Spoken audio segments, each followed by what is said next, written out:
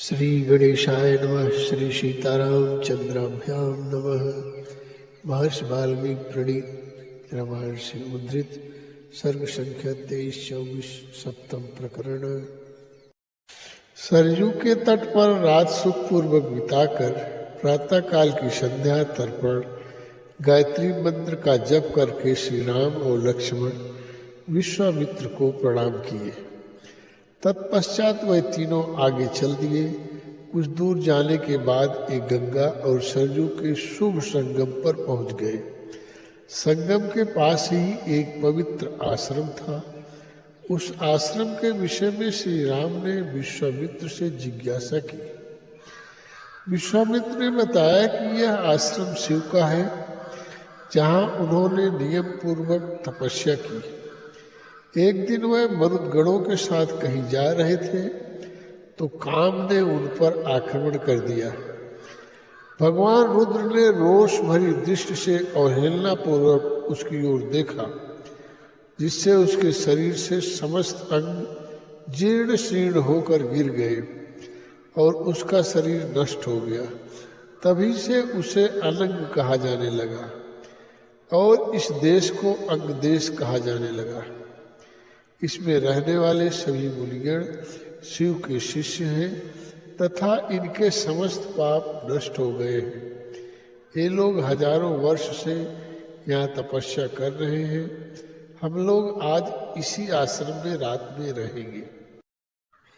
आश्रम में रहने वाले मुनि उनका आगमन जानकर मन ही मन बड़े प्रसन्न हुए और उनका यथोचित सत्कार किया। संपूर्ण कामनाओं की पूर्ति कराने वाले उस पुण्य आश्रम में विश्वामित्र के साथ श्री राम और लक्ष्मण सुख से निवास किया।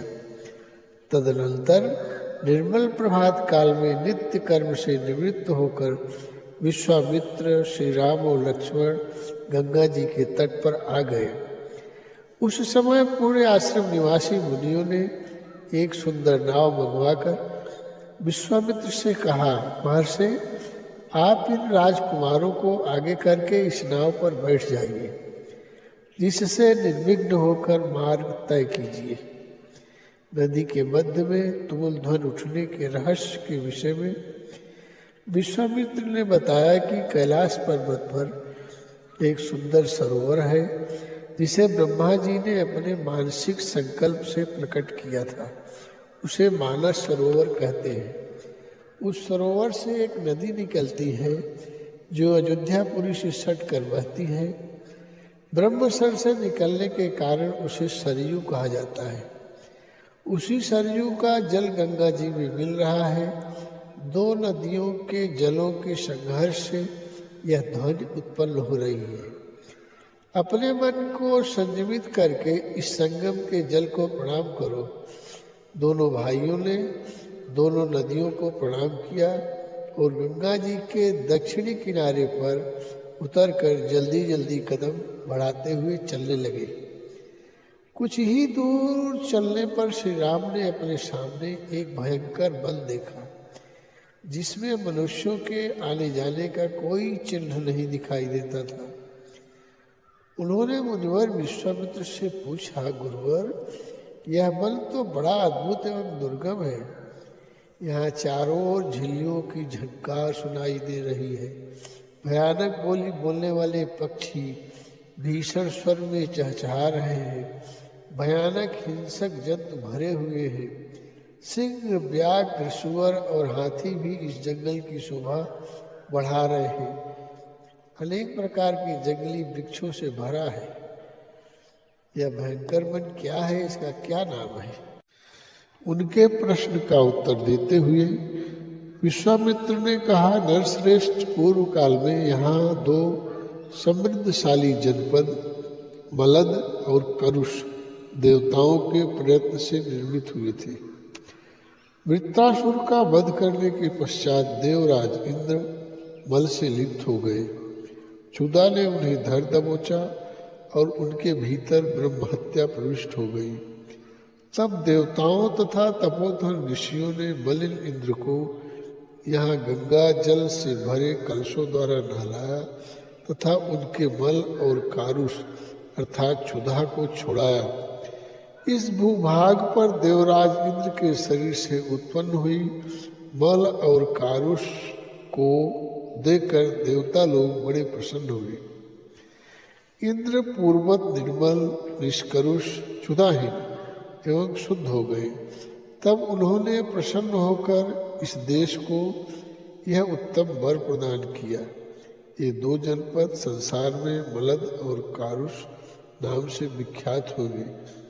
मेरे अंग जलित मल को धारण करने वाले ये दोनों देश बड़े समृद्धशाली हो गए। मलद और करुष ये दोनों जनपद दीर्घ काल तक समृद्धशाली धन धान्य से संपन्न तथा सुखी रहे हैं।